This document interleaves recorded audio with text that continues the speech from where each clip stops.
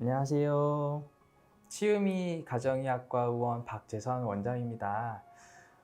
오늘은 이제 두통이라는 주제를 가져와 보았는데요. 두통은 우리 흔히 생기는 질환이어서 그런지 오게 되면은 진통제로만 조절해서 그냥 가볍게 지나가는 경우들이 많거든요. 네, 하지만 만성적으로 빠지는 경우가 있죠. 그러면 상당히 괴롭죠. 두통의 원인은 굉장히 다양합니다. 그래서 여러 가지 두통의 원인 중 오늘은 경추성 두통이라는 거에 대해서 알아보려고 합니다.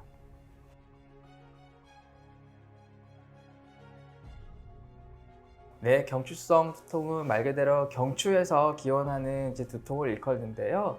경추 쪽에 목이라든지 근육에 이상이 생겼을 때 거기에서 오는 통증이 두통으로 느껴지는 통증들을 일컫습니다.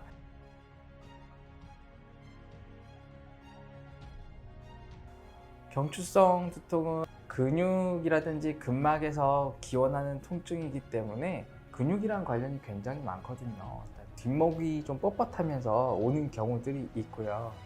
그래서 두통이 처음에 이렇게 후두부 쪽을 타고 가다가 앞쪽까지 진행되는 경우들도 있고, 한쪽 근육만 문제가 생길 경우에는 한쪽 두통으로 나타내지만 양측성 두통으로 나타나는 경우도 양쪽 근육이 문제일 때는 나타나게 됩니다.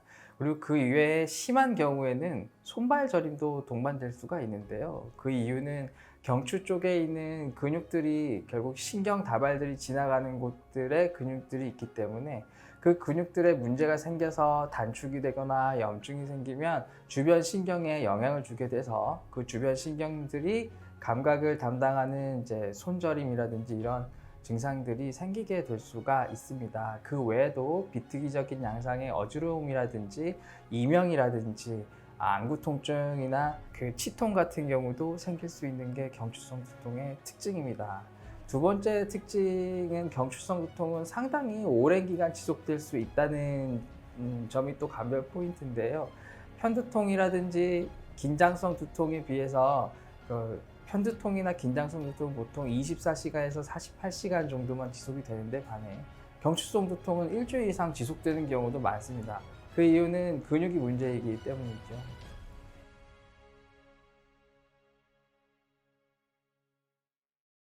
경추성 두통은 근육에 염증이 생기거나 인대 쪽에 염증이 생기거나 그쪽에 문제가 생길 경우에 발생을 하는데, 예를 들어서 경추성 두통의 흔한 원인 중에 하나인 목비근을 예로 들어보면요, 목비근은 여기서 시작해서 이렇게 연결이 되는 근육이 목비근이거든요. 근데 이쪽이 예를 들어서 스마트폰이라든지 이런 걸 너무 많이 보게 되면 단축이 되고 계속 자극을 받기 때문에 염증이 생길 수가 있습니다.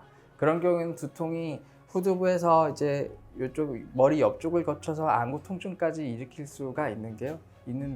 이런 것들이 이제 경추성 두통의 원인이 되는데, 첫 번째 원인을 예로 들 수 있는 거는 목이 해부학적 구조가 두통을 일으킬 수 있게 생겨먹었기 때문에 그럴 수 있거든요. 예를 들면 이제 우리 흔하게 알고 있는 게 바로 일자목인데요. 일자목은 재밌는 게 이게 원인이 될 수도 있고 결과가 될 수도 있는데, 아까 목비근을 예로 말씀을 드렸잖아요. 목비근에 계속 자극을 받게 되면 목비근에 단축이 일어나서 여기가 짧아지면서 목이 점점 앞으로 나가게 되고, 그런 것들이 경추에다가 이제 안 좋은 영향을 미쳐서 C자형으로 이쁘게 생겨야 할 경추가 역식자형으로 꺾이거나 일자형 목이 되는 경우가 많습니다. 그런 식으로 해부학적 구조의 변형이 일어나게 되면 그거 자체로 근육통이 굉장히 잘 생기는 모양이 되거든요. 그래서 경추성 두통의 원인이 될 수가 있습니다. 그리고 경추성 두통의 두 번째 원인이 있는데요. 두 번째 원인은 바로 자율신경계의 불균형입니다. 자율신경계가 무엇이냐면은, 우리가 흔히 근육을 움직일 때는 우리가 원해서 움직일 수가 있는 근육들이잖아요. 그래서 그런 것들 말고 위장관이라든지 땀샘이라든지 동공의 확장이나 축소 같은 것들은 우리가 인지하지 못한 상태에서 자연스럽게 자율적으로 움직이는데, 이런 자율적인 움직임을 담당하는 곳이 바로 자율신경계입니다.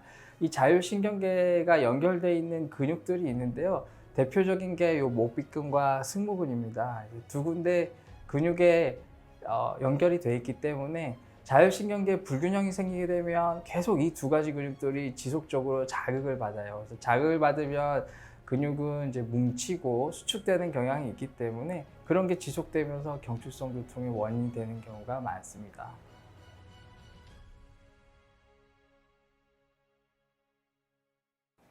경추성 두통이 심하지 않거나 자주 오지 않는다면 먹는 진통소염제로 충분히 조절이 가능할 수는 있습니다. 하지만 그 약을 먹는데도 그때뿐이거나 지속적으로 만성적으로 통증이 있다면은 그거는 다른 원인을 좀 찾아봐야 되거든요. 아까 말씀드렸듯이 자율신경계가 문제인 경우에는 자율신경계 검사라는 것을 통해서 자율신경계가 무너져 있는지를 발견을 할 수가 있는데요. 그렇게 함으로써 원인을 교정하고 치료법을 찾아낼 수가 있게 됩니다. 네, 경추성 두통은 가볍게 지나갈 수도 있지만 만성적으로 쉽게 빠질 수 있는 두통입니다. 만약에 경추성 두통 때문에 만성적으로 두통이나 목 통증을 느끼고 있는 분들이라면 치유미 가정의학과에서 원인에 대한 검사를 한번 받아보시는 것이 좋습니다.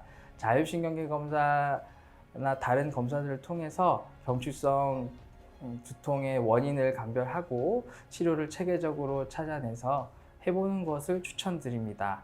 이상 치유미 의원이었습니다. 감사합니다.